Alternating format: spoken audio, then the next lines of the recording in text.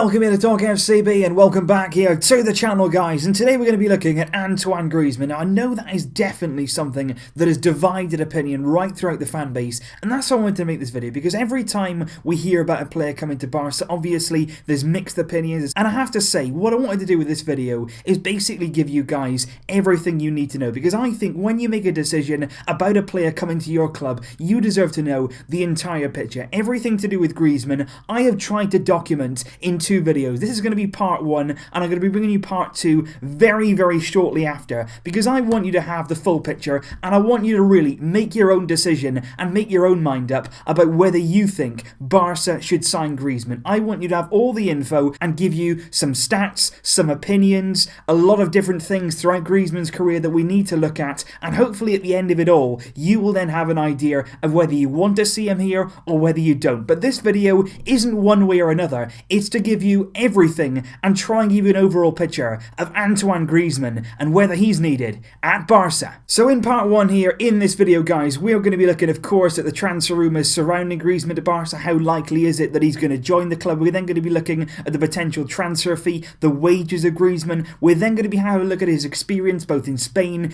internationally, and also in the big European competitions. And then we're going to be having a look at his goal scoring and, most importantly, his consistency right throughout La Liga, both at Real Sociedad and also at Atlético Madrid. So that's all coming in part 1, and then in part 2 of these 2 mini-series videos, we're going to be looking at the different sides of his game, his assists, his creative side, also his general style of play, and whether he can fit in with Barcelona's philosophy. We're also going to be looking at his age and how that works, and how we think, is it a good age for a player to be joining Barcelona at that sort of part in his career? And also, finally, in part 2, we're going to be looking at the big question: where exactly does he fit? We're going to be looking at lots of different lineups, lots of different systems, all surrounding Griezmann, and having a look really at where he will fit in the Barcelona setup. So all that and more coming up very shortly, but now let's kick off with part 1. So first of all, guys, let's look at the transfer rumours that surround Griezmann coming to Barcelona. Now, this is not something that's happened overnight. This is not something that we've heard about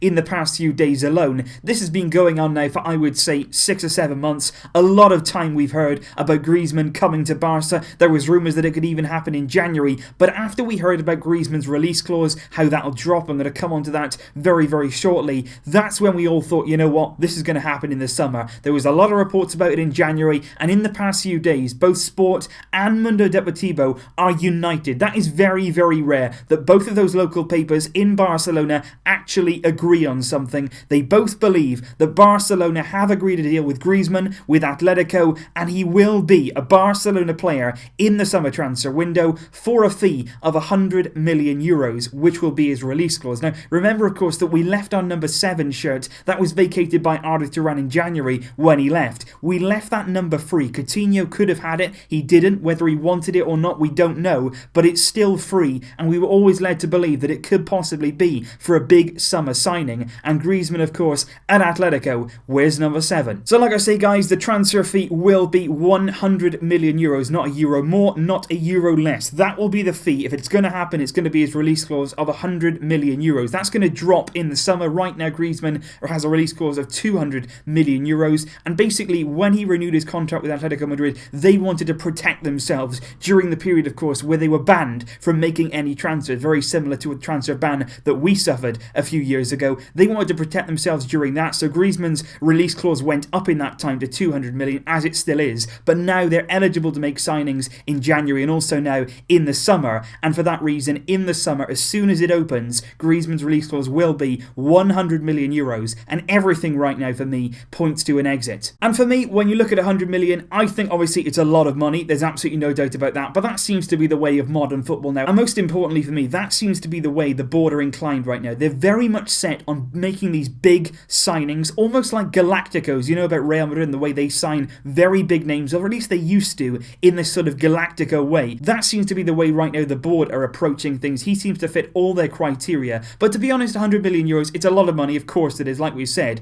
but if you look at the modern market, for a player of Griezmann's calibre, of that quality, of that consistency, 100 million isn't too bad a deal, simply because, you look at Neymar, 222 million euros, Kylian Mbappe, of course, he'll go to PSG in the summer, that'll be the second highest ever, 180 million, and even looking close at home, Coutinho and Dembele, potentially 150, 160 million between those two. So clearly the fees right now are astronomical, and for that reason 100 million for somebody of Griezmann's quality isn't too bad. And then of course there's the players' wages, which I think shouldn't be forgotten. It's something that's going to happen, and he's going to have a long contract, so it's going to be something that's going to be on our wage bill for a number of years, I would say. And at a guess, I would say his wages would be around 180, maybe 200,000 euros per week. Decent money, right? Decent money. As he'd certainly, for me, be obviously one of the stars at Barcelona. But obviously, we have a lot of those stars. So we've got to keep in mind that wage bill. We don't want it to get too high. The majority of our budget every single year goes on our wages. The likes of Messi, Suarez, Iniesta, Busquets, all of those players on good money, and rightly so. But obviously, adding another one of those players to that would inflate the wage bill. But just to put that wage into a bit more perspective, Griezmann would basically earn roughly, I would say, double Paco Alcácer's wages. So really the question would be, do you want Paco Alcácer as your backup striker? Do you want somebody like that in your squad? Or do you want to bring in somebody like Griezmann,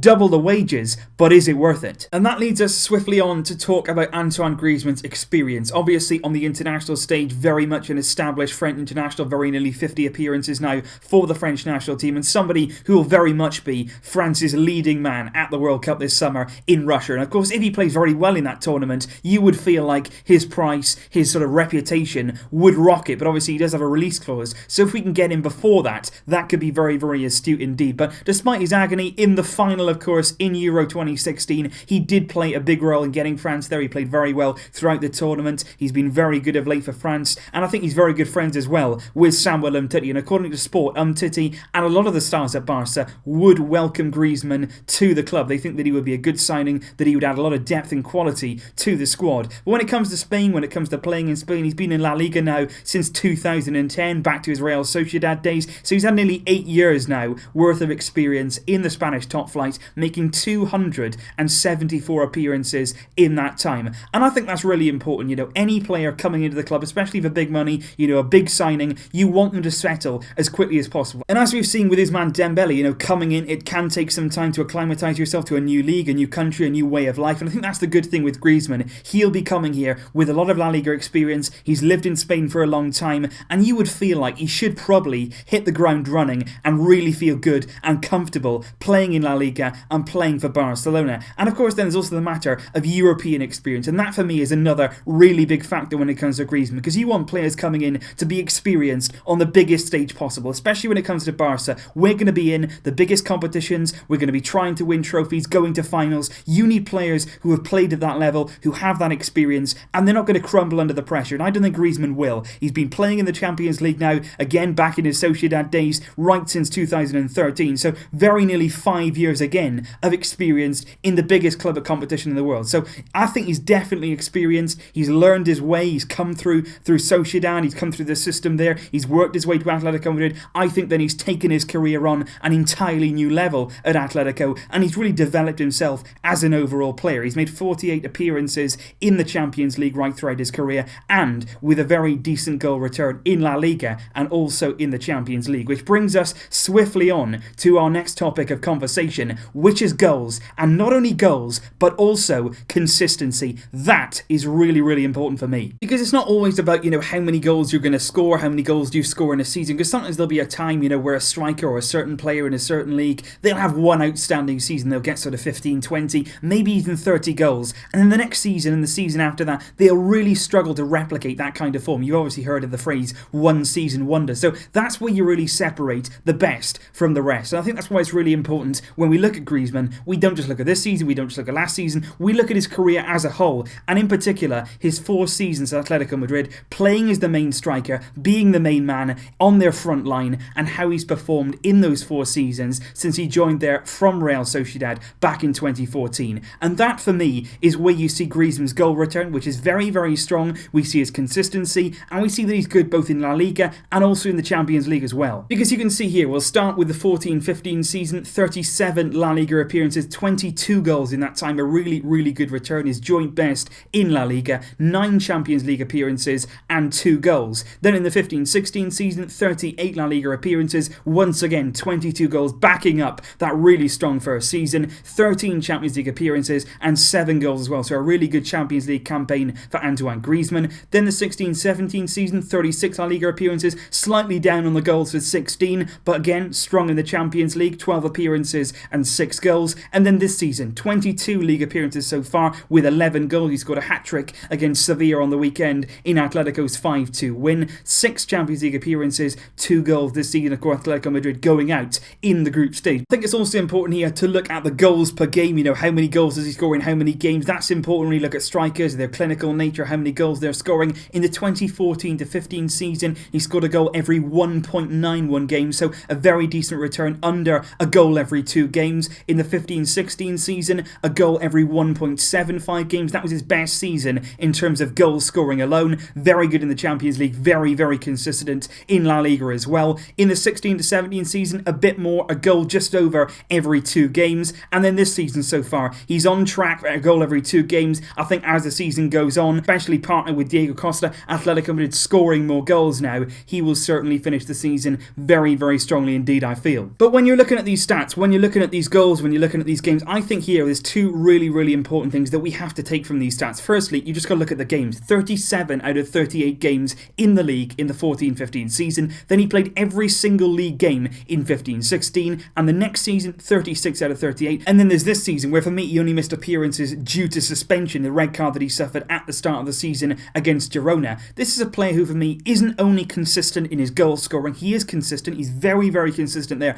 but he's also very rarely injured. You can look at these games and he hardly ever misses a game, which is for me massive. That is absolutely massive. If you're spending a lot of money on somebody, if you're bringing somebody in for a lot of money, you want to rely on them. You want to know they're going to be fit, that they're going to be ready, they're not going to get injured, they've not got injury problems in the past, and that for me with Griezmann is very, very strong. He doesn't get injured often and he really misses a game. And the other thing for me, which is absolutely colossal, which I think a lot of people actually forget and don't really take into consideration when it comes to Antoine Griezmann, this is a player who plays for Atletico Madrid. And what I mean by that is, this is a team that under Diego Simeone, I personally think they play the way that suits them. I wouldn't really lay into them about their style, but it is a simple fact. They aren't known for their attacking style of play. They are not known for playing expansive football. Many of Atletico Madrid's victories are by a single goal, a 1-0, a 2-1. They don't score a lot of goals in a lot of games, and often enough, Griezmann doesn't really have the freedom that maybe he'd like to have. He's made to work incredibly hard in Diego Simeone's system,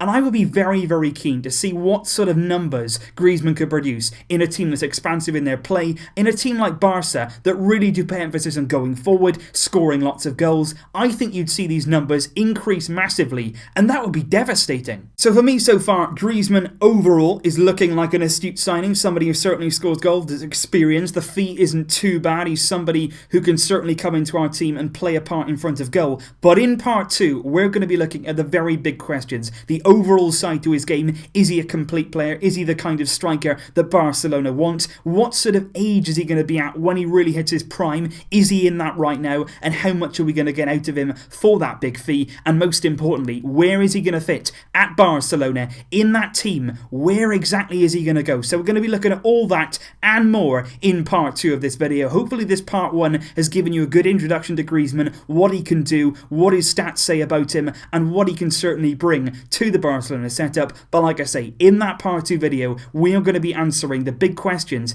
and looking further into this very, very interesting topic. So leave all your thoughts down below, guys. Keep an eye out for part 2. Like I say, I'll try and get that to you as soon as possible. I will see you very, very soon indeed with more videos. But until then, as always, Vesca El Barça!